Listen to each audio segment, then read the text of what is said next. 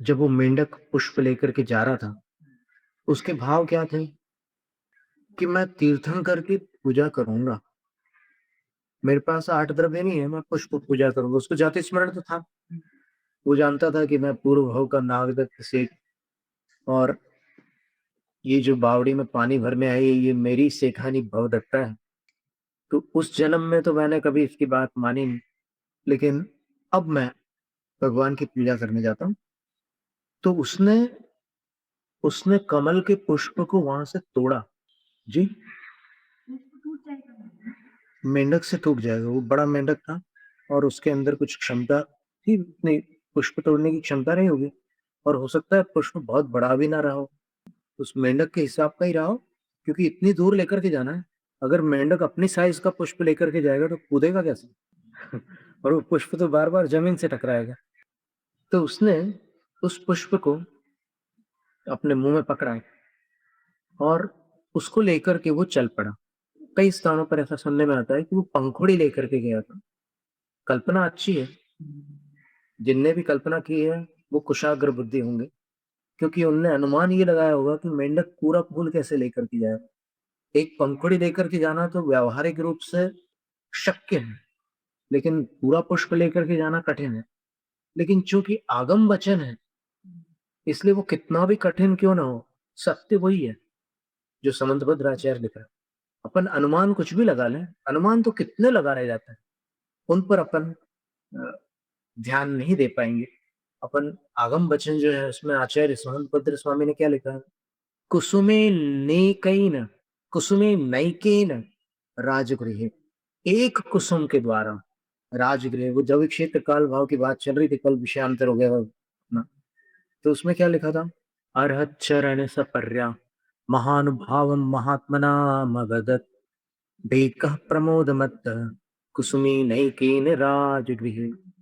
अर्हत चरण की सपर्या का अर्थ पूजा होता है। पूजा के बहुत सारे पर्यायवाची शब्द, क्रतु भी बोलते हैं, यज्ञ भी कहते हैं पूजा को, यजन भी कहते हैं, अर्चन भी कहते हैं, बहुत सारे पर्यायवाची शब्द हैं।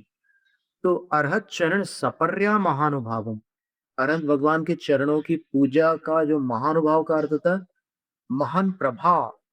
उस महान प्रभाव को प्रमोद मत्त भेक राजगृह, खुशी से मतवाला जो भेक यानी मेंढक था, उस मेंढक ने राजगृह, राजगृह नगरी में महात्मा नाम अवदत, बड़े महान लोगों के समक्ष, गणधर महामंडलेश्वर इंद्र धरणेन्द्र आदि सब बड़े बड़े लोगों के बीच अवदत बता दिया।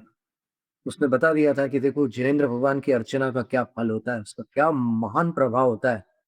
और फिर कविवर भागचंद जी ने लिखा है कि जब पूजा के भाव से उसकी ऐसी गति हुई, तो फिर जो सद्भक्त हैं हमेशा पूजा में तत्पर रहते हैं और विधिवत आगमोक्त पूजा करते हैं, वो शिव सुखा समाजम लभन्ते कि क्यों, शिव सुख जिनको प्राप्त हुआ है उनके समाज को अर्थात सिद्धों के समूह को लभन्ते प्राप्त कर लेते हैं।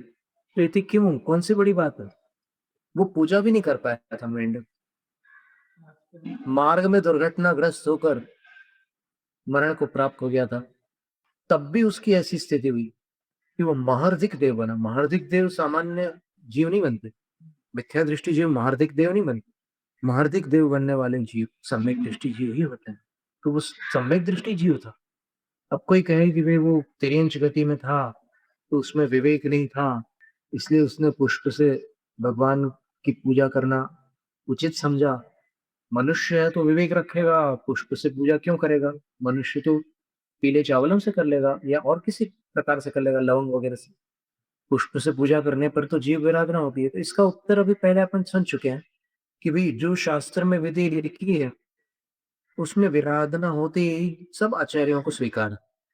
पर उस विराधना संबंधी जो दोष लगता है, वो दोष भक्ति पूर्वक पूजा करने के सामने नगण्य है। उस पुण्य समुद्र में बहु पुण्य राशो, वो हानि का कारण नहीं है। इसलिए अपन विधि को नहीं बदल सकते। विधि बदलने से खीर नहीं बनती, विधि बदलने से स्वर्ण नहीं बनता। तो विधि बदलने से जिन भक्ति कैसे हो सकती है?